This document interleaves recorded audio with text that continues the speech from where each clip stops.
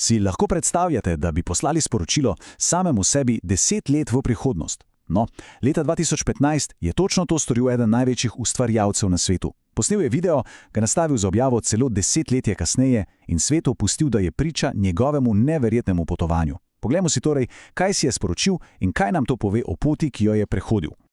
Vse se začne s temi preprostimi besedami. To je posnel najstnik Jimmy Donaldson, danes seveda znan kot Mr. Beast, za svojega prihodnega jaza. Ampak ne, to ni bil samo nek preprost pozdrav, to je bilo sporočilo polno upanja, strahov in sanj, namenjeno osebi, v katero je upal, da se bo nekoč razvil. In tukaj je časovnica, ki je, ključna za celotno zgodbo. Video je bil posnet 4. oktobra 2015, ko je bil Jimmy res šele na začetku in nastavljen za objavo točno 10 let kasneje. Prav ta 10-letna vrzel je tisto, kar daje vsemu skupaj tako neverjetno moč. Prav, pa se potopimo v prvi del, v miselnost mladega ustvarjalca.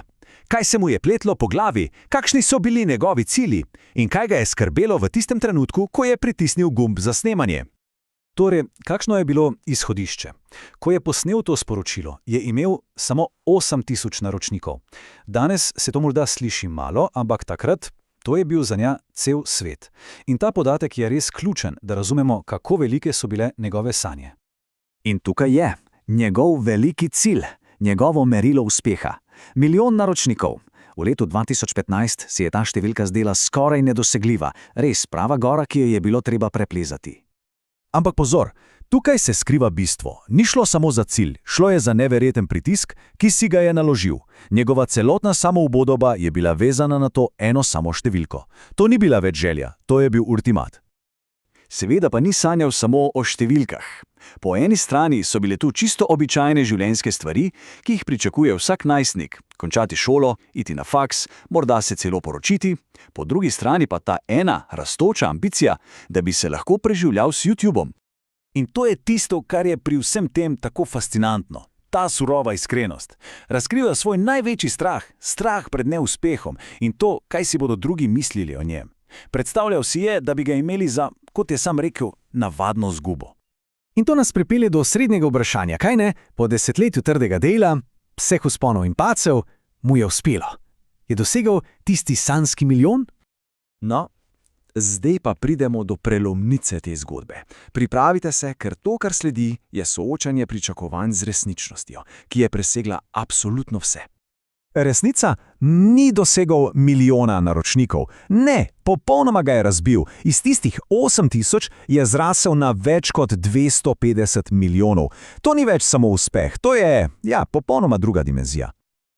Tale grafika res pove vse. Tista njegova gora, tisti milijon, za katerega je bil pripravljen staviti vse, je danes v primerjavi z realnostjo komaj vidna pikica.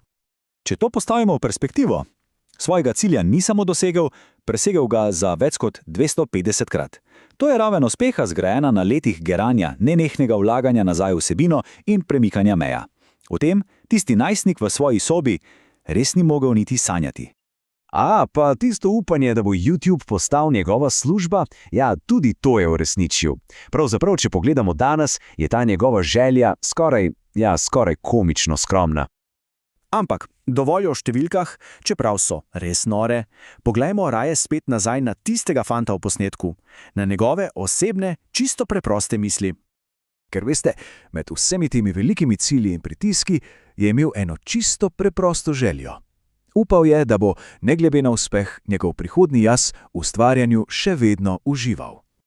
In potem pride ta res simpatičen, človeški trenutek. Medtem ko tu razpreda o svoji življenjski usodi in milijonih naročnikov, ga v ozadju skrbi test iz zgodovine, za katerega se mimogrede ni učil. To nas samo spomni, da je bil kljub velikim sanjam še vedno samo najstnik.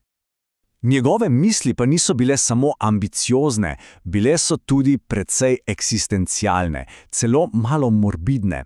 Popolnoma brez filtra se je vprašal, kaj pa če sem mrtev, ko bo video objavljen? To samo kaže, kako surovo in pristno je bilo njegovo sporočilo. In proti koncu posnetka je imel še eno ugotovitev. Sam je rekel, da bo čez 10 let tako drugačen. Malo se mu je sanjalo, kako zelo prav ima.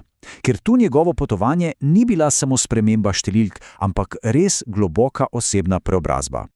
In tako nas ta neverjetna zgodba, ta časovna kapsula, pusti z enim vprašanjem za razmislek. Če bi obstajala priložnost, kakšno sporočilo bi si pustili za 10 let v prihodnost? Kaj bi bilo zapisano v njem? Katere sanje, kateri strahovi in upanja? Ja, morda je res vredno razmisliti.